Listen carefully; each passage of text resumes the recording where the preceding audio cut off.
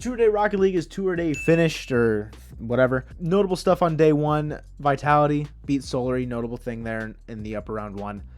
They started off looking really hot, look really good. Radisson had a very insane 1v3 goal here. Absolutely crazy. Other stuff, Liquid beat Evil Geniuses, kind of predicted that. Semper does end up beating Luminosity, allowing Luminosity to dodge BDS in round 2 to go to the lower bracket, which is, you know, gigantic brain. Carmine beats Misfits. Head down to the lower bracket.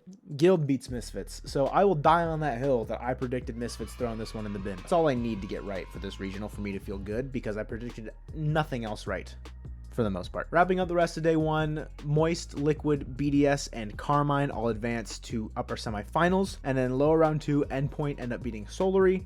Semper beat Evil Geniuses, Luminosity eliminates Dignitas, and then Guild is going to play Spoiler, just griefing a bunch of teams, and they eliminate Vitality in lower round 2. Before we get to day 2, big, fun, exciting things going on today. There's an RLCS World Fan Draft. A bunch of creators, a bunch of Rocket League esports personality types, myself included, got invited to this. Very thankful, Crypto. Thank you. WavedashPodcast. If you guys are not familiar with that, please follow it. Link will be down in the description, twitch.tv/WavedashPodcast. RLCS World Fan Draft. It's a draft that will consist of 6 rounds that will consist of picking players from all over their RLCS that have qualified. It's basically like fantasy Rocket League. You guys know Fan RL. It's like that, but we're just doing it as a big world fan draft. But that stream's happening tonight, 5:30 PST, 8:30 EST. If you're in Europe, good luck. Come hang out on the Wavedash podcast on Twitch. It's going to be a lot of fun. Back to the two-day Rocket League. Second day, we start off with Endpoint and Semper, and Endpoint just revenge tour for Archie here. Absolutely eviscerated Semper, outscored them by a lot. It was crazy. Guild beats Luminosity, like I said, griefing, playing Spoiler. Go to the upper semis. Team Liquid perfect sweeps Moist. Liquid comes in with the ice, clutching up 2 OT wins. Moist calls a timeout. You're thinking, man, they're going to bounce back, aren't they? Wrong. Liquid solidifies himself into a top 3 position. They eventually, you know, they know where they're heading. They're going to play BDS because BDS beats Carmine Corp in the upper semifinal. 4-2 is pretty competitive, actually. Carmine Corp looked really good this tournament. Go to the lower quarters. Moist versus Endpoint. Endpoint's up 3-0 in this series. You're man, 5th, 6th for Moist. Like, not what we expected, but, you know, they're allowed to have one bad tournament every once in a while.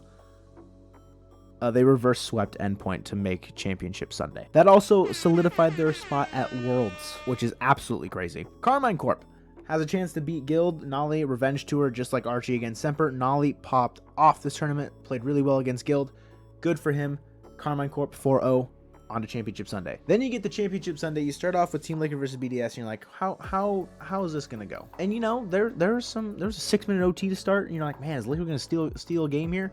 They do. They steal game 2. But aside from that's it. It's 4-1. Wraps.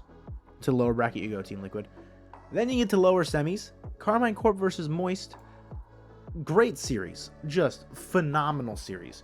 I'm loving the way Carmine Corp is looking with Nolly in this tournament. They looked really solid. They do clutch up a 7th game Champions Field win against Moist. Something you don't see often is them losing on Champions Field.